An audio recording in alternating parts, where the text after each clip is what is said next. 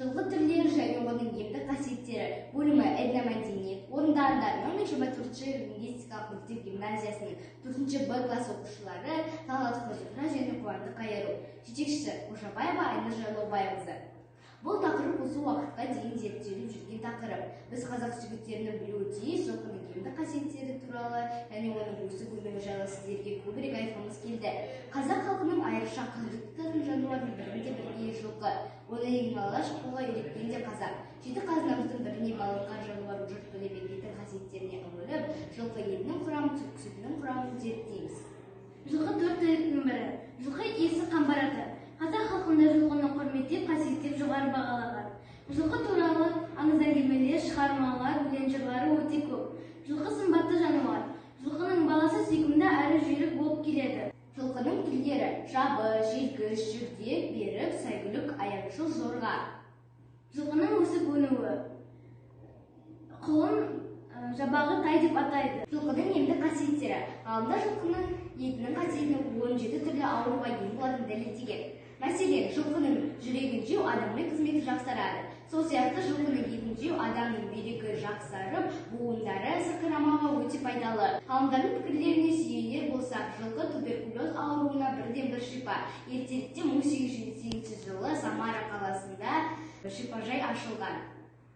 Біз зерттеу барысында арнайы биолог маманымен кездесіп, жылқы құрамы туралы сұрақтар қойып, жауап алған болатынбыз. Биолог маман ерекше атап өткені жылқы етінде холестериннің жоқтығы. Сонымен қатар адам ағзасына ең пайдалы ол ақуыз. Ақуыз жылқы етінде көп кездеседі. Биолог маман соңғы атап өткені жылқы етінде минералдық заттар өте көп. Сол үшін ол емдік қасиеті бар тағам деді. Зерттеу жұмысымыз одан әрі жалғасын тапты. Қаламыздағы нөмірі 10-шы облыстық балалар және жасөспірімдер ат спорт мектебіне барып, тренерлермен Дәурен, Тұрлыбек, Сырлыбай ағайлармен өзара сұхбаттастық. Басты мақсатымыз жылқыны қатыстыра ойнайтын ат спорт ойындарымен танысу. Тренерлер айтуы бойынша, жылқыға мінген адамның буындары ауруға шалдықпайды. Зерттеу жұмысымыз бізді келесі зерттеу нысанына апарды. Ол Ақтөбе қаласындағы Новый селосының шетінде орналасқан шаруа қожалығы. Отбасылық бизнестің иесі Сұлтан ағай. Сұлтан ағайдың айтуынша, жылқы шаруашылығымен 20 жыл айналысып жүр екен. Біз жылқы маған қасиеті мен керегі туралы айтып тұрғанда есімізге енді түсе бастады. Биыл елімізге коронавирус деген ауру пайда болды. Сол ауруға бірнеше адамдар шипа іздеп сауымалды ішкен. Біз қазақтар жылқы мінезді халық екенімізді жиі айтып жатамыз. Ал жылқы таза, кірпия, судың тазасын ішіп, шөптің қонартысын ғана жейтін жануар.